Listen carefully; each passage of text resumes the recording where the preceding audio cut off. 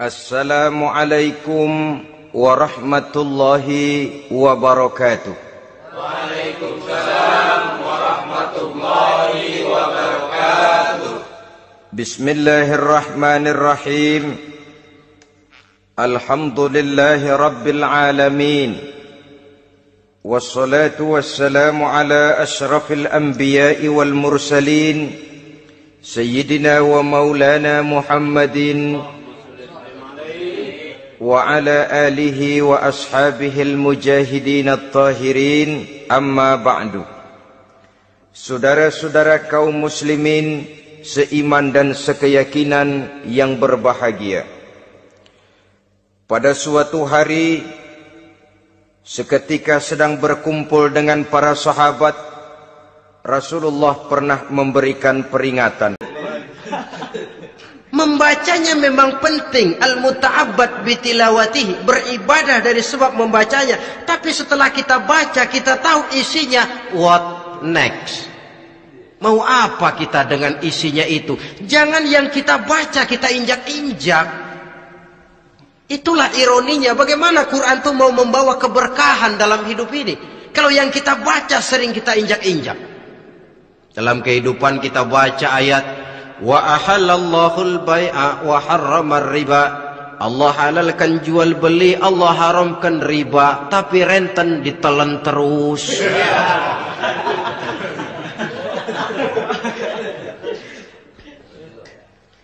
Kita baca ayat wa'tasimu bihablillahi jami'an wa la tafarraqu. Berpegang teguhlah kamu kepada tali Allah, jangan bercerai-berai. Tapi sesama muslim pelotot-pelototan jalan terus. Janganlah yang sesama muslim kadang-kadang yang mengklaim dirinya sebagai pemimpin Islam kelihatannya juga sikut-sikutan jalan terus.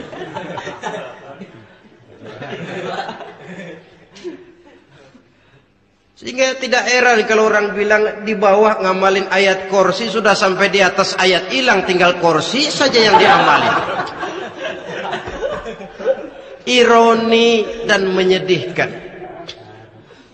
Perjalanan panjang memang, saatnya kita menunggal dengan Al-Quran ini. Tetapi prosesnya memang harus kita mulai dari sekarang.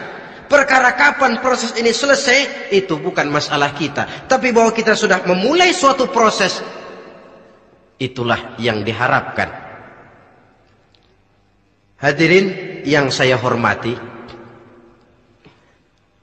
oleh karena kerasnya peringatan Islam terhadap minuman keras, pernah satu hari seorang lapor kepada Khalifah Umar bin Abdul Aziz bahwa ada sekelompok orang berkumpul meminum minuman keras. Kata Khalifah Umar bin Abdul Aziz, dera mereka, hukum, cepat. Ya Khalifah, kenapa? Di tengah mereka ada juga orang yang Ramadan biasa puasa. Begitu? Iya, yang biasa puasa duluan hukum. Kenapa? Mengerti memang lebih besar resikonya daripada tidak mengerti.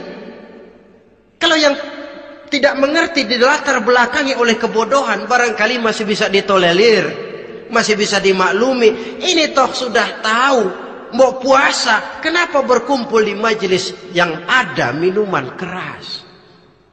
Tapi memang kelompok ini kan memang selalu ada. Kita lihat dalam masyarakat itu kan ada 4 kelas itu. Pertama, ada orang yang tahu perintah dan tahu larangan. Ini the first class, kelompok terbaik. Perintah tahu, dia kerjakan. Larangan tahu, dia jauhi. Ini orang terbaik.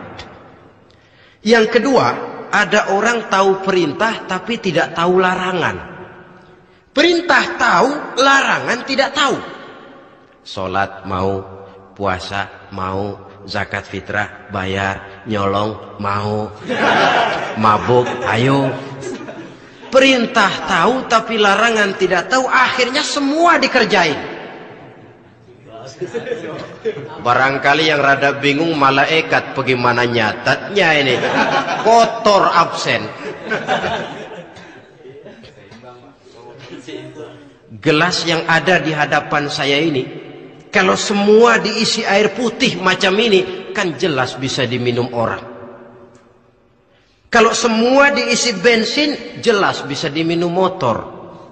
Tapi kalau separuh diisi air putih, separuh diisi bensin, kacau. Kalau gelas yang ada di hadapan saya ini sepenuhnya diisi air putih, jelas bisa diminum orang. Kalau sepenuhnya diisi bensin, juga jelas bisa diminum motor. Yang repot kalau separuh diisi air putih, separuh diisi bensin, kacau statusnya. Orang minum mabuk, motor minum pun mogok. Dijual juga tidak laku barang campuran. Inilah makna pernyataan Allah, wala talbisul haqqa bil batil. Jangan kamu campur adukan antara yang hak dan yang batil. Perintah dikerjakan, larangan pun dikerjakan juga. Kelompok ketiga, ada pula manusia yang tahu larangan tapi tidak tahu perintah. Larangan tahu tapi perintah tidak tahu. Jahat sama tetangga tidak. Mencuri tidak, mabuk tidak, zina tidak, sholat tidak, puasa tidak, polos, semua serba tidak. Dan yang terakhir, kelompok keempat, perintah tidak tahu, larangan pun tidak tahu. Ini masuk kelompok makhluk gratis. Misalnya kambing, ayam, kerbau, itu kan makhluk-makhluk yang memang perintah tidak tahu, pun larangan juga tidak tahu. Nah, dalam hubungannya dengan ini, saya mengajak, marilah kita berusaha sekuat mungkin menjauhkan diri dari minuman keras yang jelas bahayanya dengan hidup tidak jauh dari bimbingan agama. Hadirin kaum muslimin rahimakumullah. Kawan seiring dan sejalan dari minuman keras, judi namanya.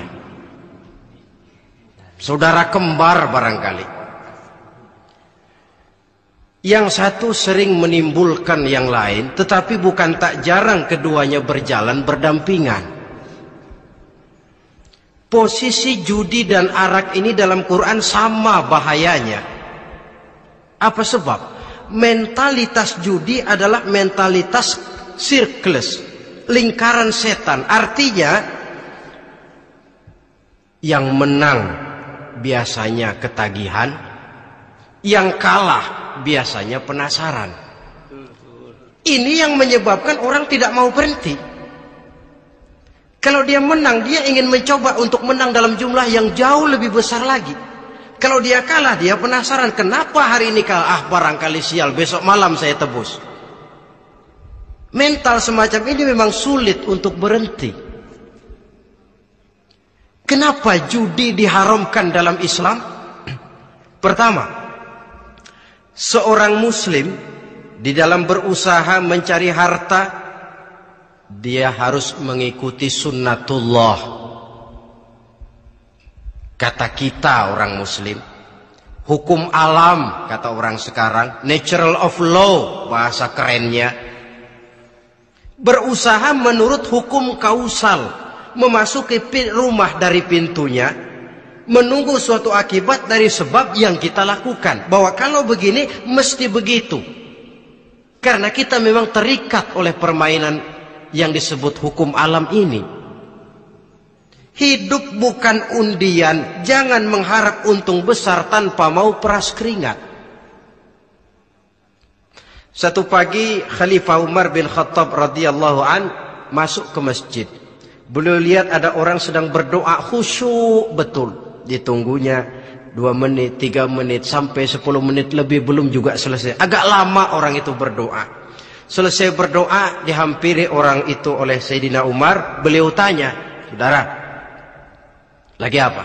Tadi itu berdoa ya Khalifah. Minta kepada Allah? Tentu minta kepada Allah. Minta apa kamu? Minta rezeki. Sudah lama? Dari tadi habis sembahyang subuh. Dapat? Belum.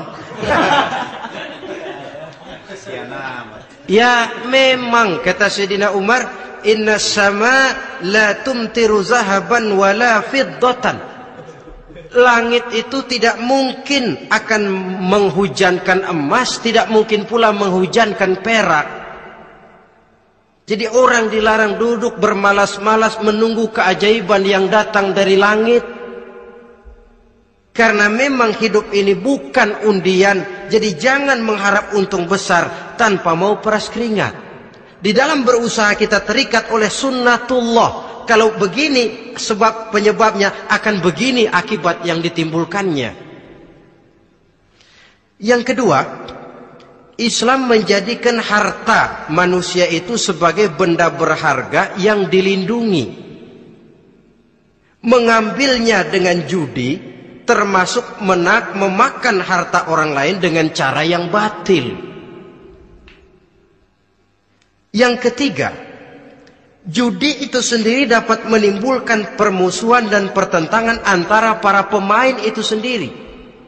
Meskipun kelihatannya kompak duduk dalam satu meja yang saling berhadap-hadapan, yang kalah kelihatannya pasrah, tetapi kan itu cuma kulit permukaan. Batinnya bagaimanapun juga yang kalah itu tetap mendendam. Sedangkan yang kalah di samping mendendam juga mengomel, mencaci mungkin ya lawan bermainnya, ya mungkin juga dirinya sendiri. Dan yang keempat, judi itu merusak aktivitas hidup, membuat orang membuang waktu dengan tidak terasa, dan yang pada gilirannya melupakan orang kepada tanggung jawab. Wah, kalau sudah memegang kartu, konon kabarnya, saya sendiri alhamdulillah belum pernah, lupalah orang anak, lupalah orang kepada istri, lupalah orang kepada tanggung jawab. Waktu pun berlalu tanpa terasa. Apalagi kalau sudah diiming-iming oleh gambaran akan memperoleh keuntungan yang besar. Termasuk di dalam judi itu undian, apapun namanya. Yang usaha ke arah ini seharusnya tidak dipermudah, walaupun dengan embel-embel dana kemanusiaan, sumbangan sosial. Saya tidak begitu yakin, saudara, bahwa bangsa Indonesia ini sudah begitu menipis rasa kemanusiaannya, sehingga untuk berlaku sosial mesti diimbangi dengan hadiah sekian juta rupiah. Saya tidak percaya bahwa umat Islam di Indonesia sudah begitu tipis rasa kasih sayangnya kepada sesama, sehingga sulit mengeluarkan bantuan kalau tidak diimbangi dengan hadiah yang sekian puluh juta rupiah. Yang saya khawatir apa? Pada gilirannya di negeri ini akan makin banyak penghayal-penghayal kelas berat, tukang-tukang lamun kelas tinggi, yang hidup cuma ngumpulin jikalau. Jikalau, andai kata, umpama misalnya, orang sudah kemana-mana kita masih menghitung jikalau.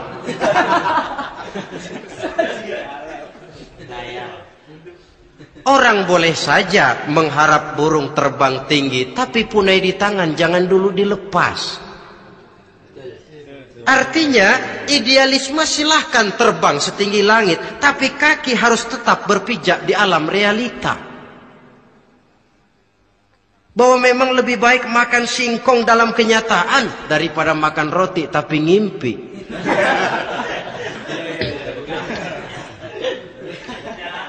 Kadang anaknya menangis, Pak minta jajan, ada uang 200 rupiah. Sudahlah sabar, kau jangan jajan, nanti bapak beliin kalau tembus 100 juta nih. Akhirnya yang 100 juta tidak, anak pun kelaparan. Bukankah akan jadi masalah bagi semuanya? Sekianlah saudara pertemuan kita pada saat ini. Mudah-mudahan ada manfaatnya. Terima kasih atas segala perhatian. Mohon maaf atas segala kekurangan. Usikum wa nafsi bitaqwallah. Wassalamualaikum warahmatullahi wabarakatuh.